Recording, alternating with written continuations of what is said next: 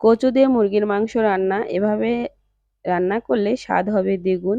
তবে কচু রান্নার সময় একটা ছোট্ট ভুল করলে পুরো রান্নার স্বাদটা নষ্ট হয়ে যেতে পারে। আমি আজকে সেই ভুলটা এড়িয়ে খুব সহজে রান্না করছি। শেষ পর্যন্ত দেখুন পুরো রান্নার পদ্ধতিটা, তাহলে বুঝতে পারবেন। তো চলুন শুরু করি আমার আজকের রেসিপি। আসসালামু আলাইকুম রহমতুল্লাহি ওয়া বারাকাতুহু। কেমন আছেন সবাই? আশা করি সবাই ভালো আছেন।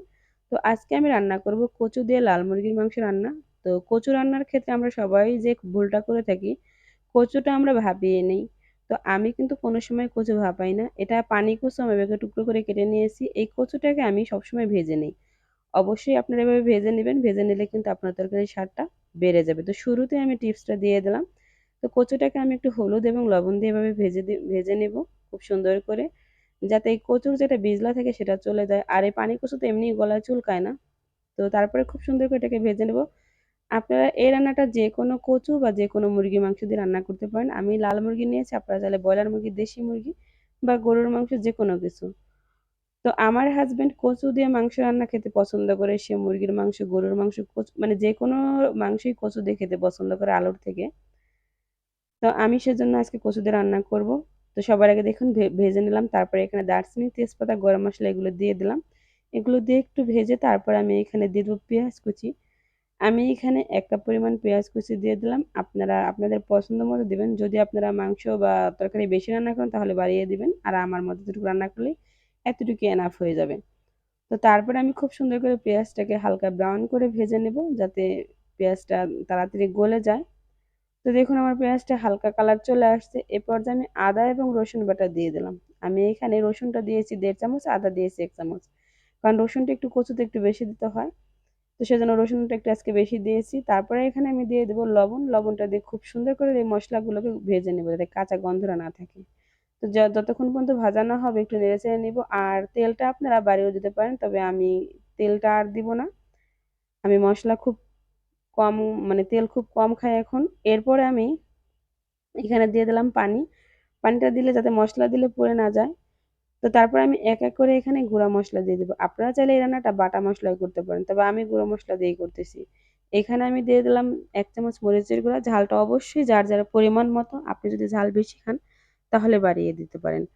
আমি ঝাল বেশি খাই না, সেজন্য আমি কমিয়ে দিলাম। তারপরে এখানে আমি দিয়ে দিলাম ১/২ চামচের একটু বেশি হলুদের গুঁড়া, ১/২ চামচ জিরার গুঁড়া এবং ১/২ চামচ ধনিয়ার গুঁড়া, সামান্য একটু গোলমরিচের গুঁড়া। এগুলো দিয়ে খুব সুন্দর করে মশলাটাকে নেড়েচেড়ে মিশিয়ে নেব। আর আমি যতটুকু মশলা দিয়েছি এতে আমি যতটুকু রান্না করি তার জন্য পারফেক্ট। আপনারা যদি বেশি রান্না করেন তাহলে কিন্তু মশলার পরিমাণটা বাড়িয়ে দিবেন। তো তারপরে আমি নেড়েচেড়ে ঢাকনা দিয়ে ঢেকে নেব। খুব সুন্দর করে মশলাটা কষানো পর্যন্ত দেখুন আমার মশলাটা কষানো প্রায় হয়ে গেছে। এই পর্যায়ে আমি আবার একটা টমেটো দিয়ে দিলাম। তো এই টমেটোটা আপনাদের কাছে না থাকলে স্কিপ করতে পারেন। আমার কাছে ছিল তাই আমি দিলাম। এরপর ঢাকনা দিয়ে ঢেকে আমি খুব সুন্দর করে টমেটোর সাথে মশলাটা কষিয়ে নেব। আর টমেটো দিলে তরকারির কালারটাও ভালো আসে। তো তারপর আমি আগে থাকতে কেটে ধুয়ে রাখছি প্রায় ৫০০ গ্রাম মুরগির মাংস। সেটা আমি এখানে দিয়ে দিলাম। আমি এখানে লাল মুরগিটা নিয়েছি। আপনারা চাইলে যেকোনো মুরগি নিতে পারেন। তো লাল মুরগি নিয়েছি দেখে আমি ভেজে নেইনি। আর যদি ব্রয়লার মুরগি দিয়ে রান্না করতাম তাহলে কিন্তু অবশ্যই আমি মুরগির মাংসটাকে ভেজে নিতাম। এরপর আমি ঢাকনা দিয়ে খুব সুন্দর করে ঢেকে দিয়ে দেবো। এটাকে প্রায় ৫ থেকে ৬ মিনিট পর্যন্ত কষাবো। আর চুলার জালটাকে আমি একদম মিডিয়ামে রাখছি। অনেকটাই পানি উঠছে দেখুন। আমি প্রায় ৫-৬ মিনিট পরে একটু নেড়েচেড়ে মিশিয়ে দিয়ে আমি আবারও ঢাকনা দিয়ে ঢেকে দেবো। কারণ এই লাল মুরগিটা কিন্তু সেদ্ধ হতে অনেক সময় লাগে। আর দেশি মুরগির মতো ব্রয়লার মুরগি হলে কিন্তু তাড়াতাড়ি সেদ্ধ হয়ে যেত। আবারও ঢাকনা দিয়ে প্রায় ১০ মিনিটের মতো আমি কষাইছি। এরপর দেখুন, আর চুলার জালটা কিন্তু আমি একদম চুলায় মিডিয়ামের থেকেও কম লো আঁচ করে দিয়েছি, যাতে পানিটা কম তাড়াতাড়ি শুকায় আর সেদ্ধ হয় ভালো মতো।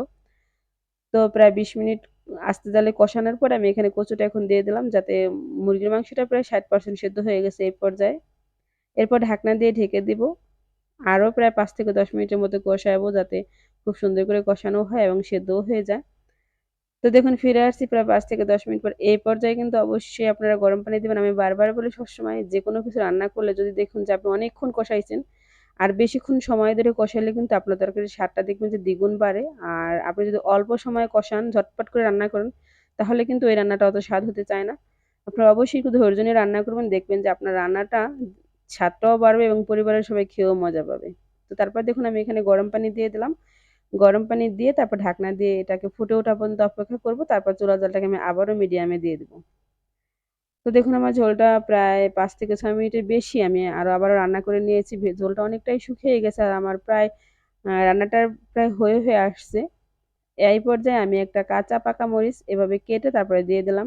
যাতে এর ভিতর থেকে একটা ঝালও বের হয় আবার ঘ্রাণও হয়। কাঁচা মরিচের কিন্তু দেখুন একটা ফ্লেভার আছে। তারপরে এখানে আমি ১ চামচের পরিমাণ একটু গরম মসলা দিয়ে দিলাম। হাতে তৈরি গরম মসলা এটা। খুব সুন্দর ঘ্রাণ হয়। এরপর খুব সুন্দর করে নেড়েচেড়ে এটাকে মিশিয়ে দেব। তো তারপরে আমি ঢাকনা দিয়ে আরও প্রায় ৪-৫ মিনিট এটাকে রান্না করলেই আমার রান্নাটা হয়ে যাবে। তো দেখুন প্রায় আমার রান্নাটা শেষ। আমি এখন চুলার জালটাকে অফ করে গরম চুলায় রেখে দেব। তো মাশাআল্লাহ অনেক সুন্দর কালার হয়েছে দেখুন। খেতে কিন্তু দারুণ হয়েছিল। আপনারা গরম ভাত, রুটি, পরোটা যেকোনো কিছুর সাথে খেতে পারেন। এত মজা হয় এই কচুর রেসিপিটা। একবার হলেও ট্রাই করবেন। তো ভিডিওটা ভালো লাগলে লাইক, কমেন্ট, শেয়ার করবেন। আজকের ভিডিওটা এখানেই শেষ করব। আমার চ্যানেলটিকে সাবস্ক্রাইব করে চ্যানেলের সাথেই থাকবেন। পরবর্তী ভিডিও দেখার জন্য নোটিফিকেশন অন করতে ভুলবেন না। সবাই ভালো থাকুন, সুস্থ থাকুন। আজকের মতো এখানেই বিদায় নিলাম। আসসালামু আলাইকুম।